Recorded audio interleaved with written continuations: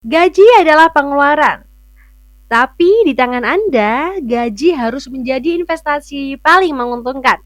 Karena tim yang merasa dihargai dan punya target yang jelas akan bekerja 10 kali lebih keras. Mari kita bedah fondasi sistem penggajian untuk UMKM Anda langkah demi langkah. Yuk ikuti materi tentang gaji dan insentif bareng saya, Dieva Zaroto Anvi dari Serius Bisnis. Tapi sebelum kita mulai, jangan lupa subscribe, nyalakan lonceng notifikasinya, dan bagikan video ini ke teman-teman Anda yang juga ingin serius bisnis. Yuk kita mulai.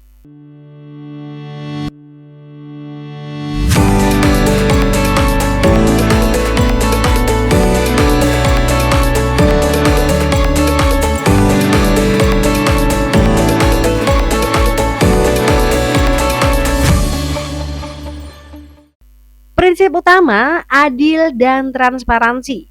Pilar pertama dan terpenting dalam sebuah sistem penggajian adalah keadilan dan transparansi. Gaji bukan rahasia yang disimpan di laci, tetapi harus menjadi motivasi terbuka. Yang pertama, keadilan internal. Keadilan internal artinya pekerjaan yang nilainya itu sama dan harus dibayar juga sama. Misalnya, Bismed punya dua staff copywriter dengan pengalaman kerja yang sama. Gaji mereka harus setara. Jika tidak, staf yang gajinya lebih kecil pasti merasa tidak dihargai. Performanya juga akan turun dan yang lebih parah dia bisa pindah ke kompetitor yang lain. Jadi pastikan Anda konsistensi di dalam tim Anda.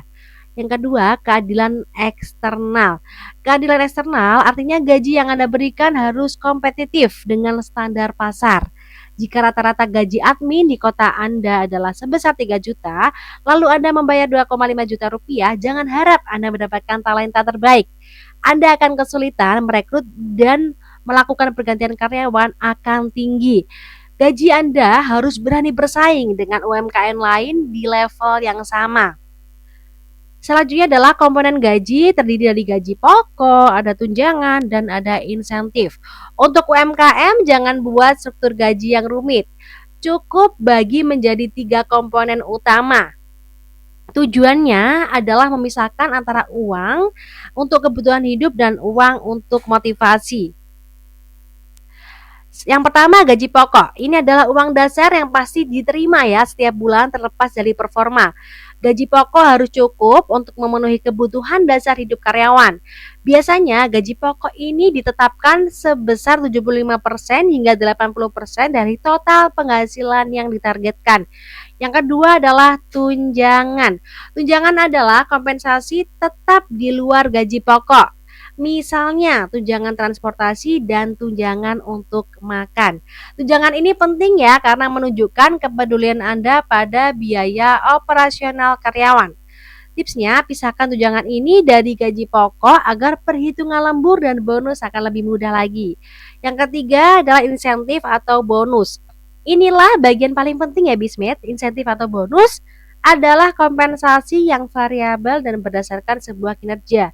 Ini adalah alat Anda untuk mendorong produktivitas dan memastikan karyawan itu bekerja. Untuk mencapai sebuah target bisnis Anda, kalau dia mencapai target, dia akan mendapatkan sebuah bonus. Kalau tidak, dia hanya menerima gaji pokok dan tunjangan. Ini adil kan? Selanjutnya adalah cara menentukan gaji pokok sederhana untuk UMKM. Oke, Bismith, sebagai UMKM kita tidak punya dana untuk menyewa konsultan HR yang mahal. Kita butuh cara riset gaji pokok yang cepat, sederhana tetapi akurat. Ini dia 3 triknya. Yang pertama, cek UMP atau UMK. Tentu saja gaji pokok yang Anda tawarkan harus minimal setara ya dengan upah minimum regional di wilayah Anda. Ini adalah batas minimum yang legal dan wajib Anda patuhi. Yang kedua adalah riset di portal lowongan. Buka situs-situs lowongan kerja populer, cari 3-5 lowongan untuk posisi yang sama. Misalnya di bagian staf keuangan dan admin penjualan. Lihat kisaran gaji yang ditawarkan oleh UMKM atau perusahaan sejenis. Ambil angka tengahnya sebagai patokan gaji pokok Anda. Yang ketiga adalah jaringan bisnis. Jangan malu bertanya pada sesama pemilik UMKM di komunitas Anda. Tanyakan secara halus, berapa sih kisaran yang wajar untuk posisi admin dengan pengalaman 1 tahun di area ini? Informasi dari sesama pebisnis seringkali yang paling realistis. Gaji pokok yang ideal adalah yang membuat karyawan nyaman dan membuat bisnis Anda berkelanjutan. Jangan terlalu tinggi sampai bisnis Anda itu kolaps. Tapi jangan terlalu rendah juga sampai tim Anda itu kabur. Selanjutnya adalah ide insentif kreatif untuk UMKM. Oke, Bisme, tidak semua insentif harus berupa uang tunai ya. Di level UMKM, sentuhan personal dan hadiah non-moneter seringkali lebih mengena dan akan memperkuat loyalitas. Ini ada 4 ide yang bisa Anda tiru. Yang pertama, tambahan hari cuti. Nah, jika tim mencapai target besar di kuartal ini, berikan mereka 1-2 hari cuti. Itu adalah tambahan berbayar di luar jatah tahunan mereka.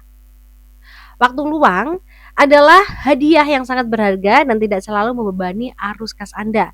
Yang kedua adalah voucher atau hadiah langsung. Berikan voucher belanja bulanan, voucher bensin, atau hadiah langsung yang berhubungan dengan hobi mereka. Ini akan terasa lebih personal, lebih dari sekedar uang dan menunjukkan bahwa Anda itu benar-benar memperhatikan karyawan Anda. Yang ketiga, traktiran makan tim atau outing sederhana. Nah, ini adalah cara sederhana dan murah untuk merayakan sebuah keberhasilan. Traktir makan siang tim di restoran favorit mereka atau sediakan kopi dan makanan ringan gratis selama seminggu penuh setelah target itu tercapai. Ini akan membangun tim bonding yang sangat kuat. Yang keempat adalah investasi pengembangan diri. Tawarkan untuk membayar biaya kursus online, webinar, atau buku yang relevan dengan pekerjaan mereka. Ini adalah win-win solution.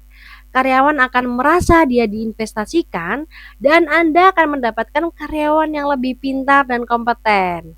Ya, selanjutnya kita akan beralih ke studi kasus sederhana yakni admin penjualan. Oke, Bismet, kita langsung ke contoh nyata. Mari kita buat skema. Misalkan gaji dan insentif untuk posisi yang sangat krusial di UMKM yakni admin penjualan. Di sini ada skema gaji admin penjualan di mana komponen gaji terdiri dari gaji pokok dengan jumlah 3 juta rupiah, keterangannya di atas UMKM lokal misalnya. Terus selanjutnya komponen gaji ada tunjangan, ada makanan, makan dan transport. Jumlah sebesar Rp500.000, misalkan keterangannya kompensasi biaya harian. Selanjutnya ada gaji dasar total secara keseluruhan sebesar 3.500.000 dan sifatnya itu pasti diterima, misalkan seperti itu. Jadi admin ini sudah dijamin dia akan menerima secara keseluruhan adalah 3,5 juta. Tapi dia punya kesempatan juga untuk mendapatkan yang lebih yaitu dari sebuah insentif. Nah, kita tentukan targetnya adalah 100 closing per bulannya. Nah, kita berikan 2 jenis skema bonus agar dia itu lebih termotivasi. Ini ada yang pertama adalah bonus bertingkat. Admin akan mendapatkan sebesar 5.000 untuk setiap transaksi ya yang berhasil di closing di atas 80 transaksi. Jadi 80 transaksi adalah batas minimal yang harus dicapai. Nah, selanjutnya adalah bonus pencapaian total. Jika dia mencapai atau melebihi target utama, misalkan melebihi dari 100 transaksi, dia akan mendapatkan bonus tambahan flat sebesar Rp500.000. Bayangkan jika admin ini berhasil mencapai 110 transaksi, maka akan mendapatkan gaji dasar sebesar 3.500.000. Untuk bonus bertingkatnya, misalkan 30 transaksi dikalikan 5.000, itu akan mendapatkan sebesar 150.000. Jadi untuk bonus pencapaiannya adalah sebesar Rp500.000 untuk total penghasilan seluruhnya adalah Rp4.150.000. Admin penjualan akan senang karena gajinya di sini akan naik signifikan. Itu artinya bonus bukan biaya tetapi adalah biaya sukses.